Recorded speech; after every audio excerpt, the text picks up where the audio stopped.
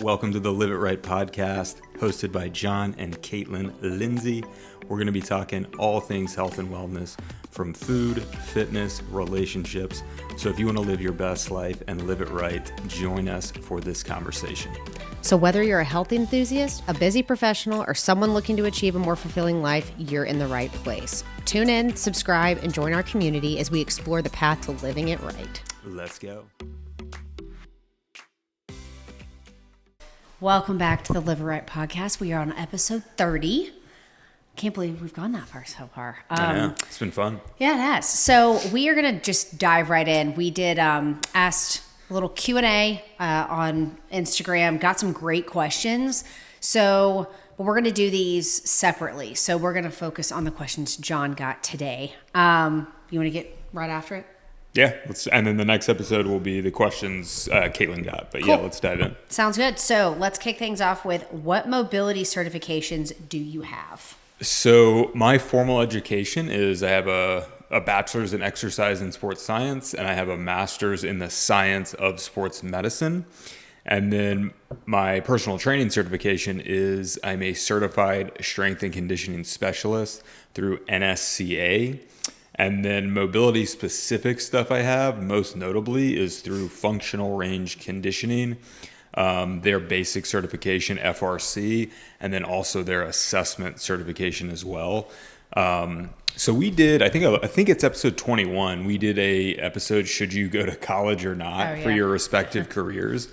And people I get asked that quite a bit. Like, did you learn the stuff you're showing on Instagram in college? And short answer, no. But it was kind of the gateway into obviously personal training and finding my own niche within that space. And functional range conditioning was like the most eye-opening thing ever to me, just because it really goes over in an incredible way all the nuances that are involved in well done, really good, high quality mobility work. So if you're a personal trainer, you're trying to get into mobility work, for me, it is a must go to certification. They still do live seminars, and they're awesome. They really changed my personal movement practice, and it's been a great addition to the way I train people as well.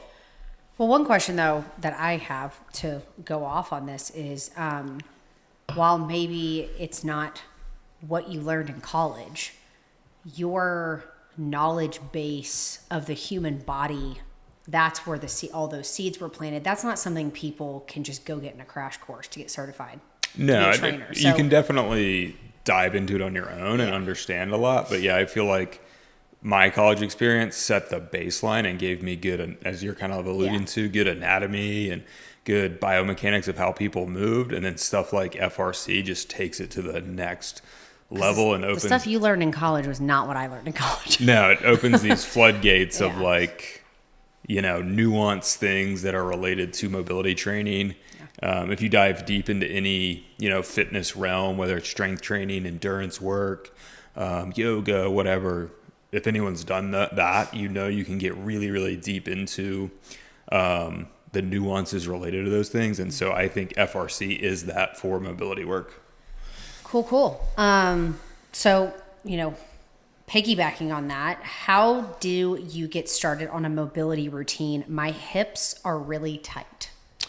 That's probably the question I get asked most. Where do I start, or something like that? So I would say the way that question's worded, my hips are really tight. They've either never really done any mobility work, or they've never really done anything like taking a step back, FRC related stuff. They've probably done what I like to jokingly call, and rightfully so, the high school sports stretch routine. Like, I always just think of, before my movement journey, my thinking on what stretching and mobility work was I would just flash back to like high school soccer, where you would do the classic, all right, try to touch your toes for 30 seconds, arm across your chest, 30 seconds. Chinese. Yeah, like not bad stuff, but it's like, if your goal is to improve your body's ability to move, that is not the stuff. That is definitely not the stuff. It's not going to make significant change. And so someone, going back to the question, that question is worded in a way to me that this person has little to no experience doing really good mobility work. So my suggestion to that person would be, if you don't want to pay for a program or, work with a coach, whatever, is find some good information. Could be on Instagram, could be on YouTube, of a couple stretches. Do not overwhelm yourself. Maybe go as many as 4 stretches, 4 mobility drills, I should say, that challenge you, but you can execute them well, and you understand those nuances associated with them. Going back to FRC again, a great place to start is with their CARS routine, which is controlled articular rotations. So that's just kind of a fancy way of saying taking a joint through its greatest rotational range of motion. And you really do it in, again, I keep using this word, nuanced way that maximizes what that joint is capable of. And so hips are tight, hip CARS, incredible. I would throw in some shoulder CARS just because they're easy to do, is an upper body drill. So that's 2 drills right there.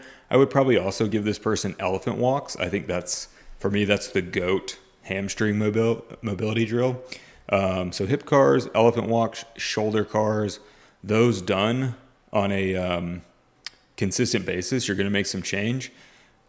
Another big tip, I don't want to overwhelm this person, but another big tip is stay with those drills. Do the shit out of those drills. Do them for 2 months, 3 months, 4 months. Really get freaking good at and it doesn't have to be the drills I named, the drills you're doing, get really, really good at them. Because if you are stiff, you're going to reap benefits for a long period of time before you max out what you're going to get out of that drill. You and I would also tell this person, this is a plug. Okay. Get a SquatSeat. Yeah, that's Talk a great hips. tip. And it doesn't even have to be plugging the SquatSeat. And this is Sitting in the typical. squat, yeah. As your mobility improves, let your lifestyle improve with it. So sit in better positions like a SquatSeat, so you can mimic that'll help your hips big time. You can mimic the bottom of a squat, get on the floor more, work from a coffee table, take movement breaks during the day. And I always find when people start to improve their mobility, they really do use it more. And that's where the gains really start coming. Yeah, you may only have a 10-minute mobility routine daily, but if you're doing it freaking really well and consistently, then you're starting to explore what you're capable of at other points during the day. So you're kind of doing mobility work way more than 10 minutes. And just side note, this is part of our lifestyle, obviously, working those. It's second nature to him. But, some people I've talked to, a little bit of encouragement is if you struggle to remember, you get overwhelmed. I tell people, put an alarm on your phone. Move. Yeah, definitely. Sit in a squat, walk around for 5 minutes, that kind of stuff. But it's interesting since we met and since he really started getting into this, my version of mobility was static stretching in high school track. Exactly what he was talking about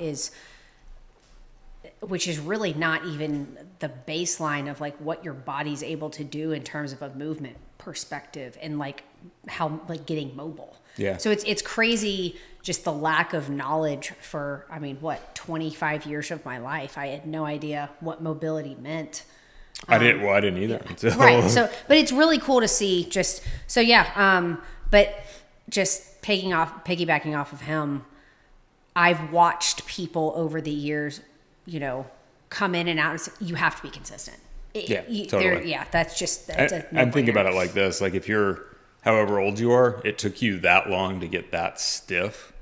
Don't expect a 30-second stretch you do every now and then to offset that. But it's also never too late to start. Definitely not. Yeah. You can make big change faster than you think. Yeah. But you've got to be consistent.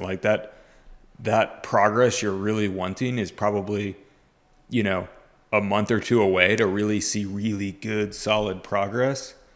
And that's not that long. But I find this all the time. People are like, yeah, I want to do a mobility routine. And if they knew that, all right, in 2 months, I'm going to feel better, I'm going to move better, whatever, they'd probably sign up for it. But then when you get in the day-to-day of it, they do it for 2 days, take a week off, do it for a day, take a week off.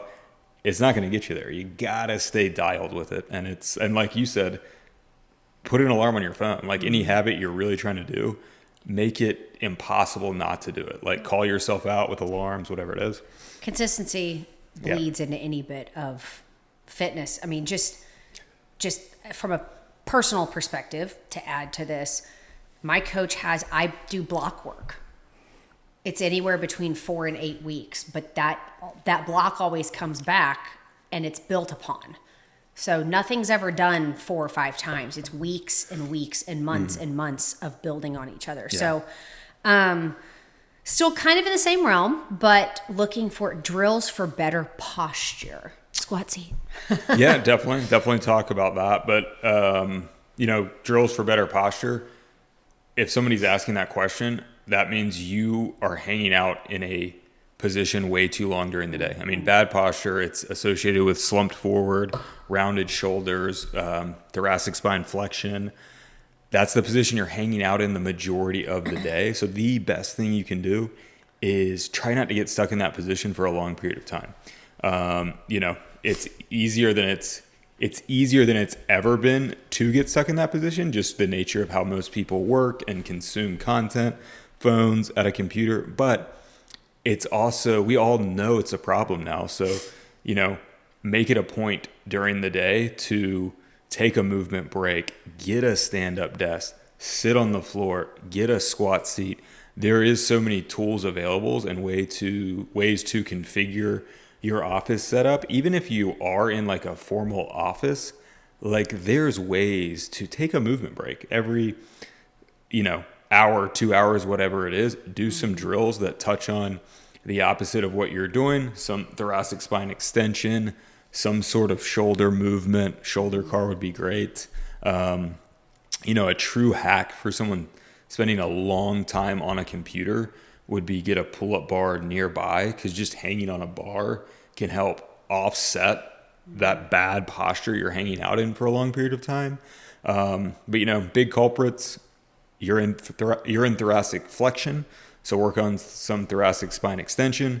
I would work on some scapula mobility, scapula cars, basically taking your shoulder blade through the biggest rotational range of motion, and hang from a pull-up bar. Those 3 things help offset it, but the best thing you can do is not hang out in a shitty posture all day long. And I will say, I mean, we're standing at your stand-up desk, which we're fortunate enough to have. Not everyone can have that, but they have so many things on like Amazon now. That, my first stand-up desk was a traditional desktop, just didn't you stack with 2x4s bolted to the wall. Like it's. Oh, that's right. Yeah. Yeah. I mean, there's ways around it. Like it's. But that's probably the biggest one, is standing during the day and not sitting. Yeah, definitely. No, not moving during the day. Sorry, that's what I meant. That's what I meant. Yep. Okay, and then last but not least, we're taking a big shift here, but thoughts on minimalist footwear. I like this one. Yeah, I do too, especially the more like running we've both been doing the past, I guess, year now. Mm-hmm. I'm a huge fan of minimalist footwear and going barefoot all the time, except when I'm running. Yeah. That's the only time I train barefoot or wear very minimalist shoes when I'm training. Probably about a 50-50 split there. Mm-hmm. And then I'm barefoot at the house all the time. I'm barefoot outside our house. But I had a big wake-up call trying to run in minimalist shoes. We picked back up running. Ooh, I think you had been running, but I kind of picked it back up like 4 years ago. And I basically was running in an older pair of minimalist shoes, so worn down. I'm not going to say the brand because it's not their fault. It's my fault. They were old, and my feet probably weren't ready to handle that capacity, what I was asking them to do, because we were running on a lot of concrete, all concrete. So it wasn't even soft surface at all. And so I got this like inflamed sole. Like I would, based on talking to PTs, no one could diagnose it with a specific name. But based on what I do know, I would call it a chronically inflamed soleus in my left leg. That would basically, I'd run for like a mile, maybe a little more, and my left foot would kind of go numb, not painful at all. And I just couldn't run quickly. And so I dealt with that for like a solid year. And it was a while. And it was a bummer. And I mean, the ultimate thing, the 2 things, let's see, maybe 3 things that made a big difference was started doing a lot of lacrosse ball work on my calf to help it kind of essentially release. Switched shoes. That was huge. And I fixed my gait. So I have a much shorter stride. And that took a long time to subconsciously shorten my stride. But that was huge because a shorter stride, there's less impact. If you have a longer stride, every step has got a bigger load to it. And so since then, I have been a big fan of finding footwear that you can run pain-free in. And you just feel good and fresh in. I love an open toe box still. I was going to mention that. Yeah. But that's probably because I have feet that are used to being barefoot. Yeah. But I would tell anyone, I mean, running is for most people such a probably small part of their entire week. Like a big week for me, I might run 5 hours, and that's a crazy big week. Yeah. And so if your feet are in not optimal footwear for 5 hours, that's not going to be a big deal, especially if you're wearing footwear that's protecting them from getting in pain, causing a bigger issue up the chain, into your knee, into your hip, whatever. And then the rest of that time, you're barefoot, you're wearing minimalist shoes, so you're strengthening your feet. I think that's the perfect combo. Run in the shoes that you feel awesome, you can perform well in, there's no pain associated with them. And then outside of that, go as barefoot-ish as possible to build your feet up and make them strong. And a couple of things from a female's perspective of this. I noticed a massive shift in my foot health overall when we started dating. We lived in Savannah, a very walkable city. John does not like to not walk. So when we would go on dates, all that kind of stuff, like the heels, those have since been taken out of the closet because I don't walk in them.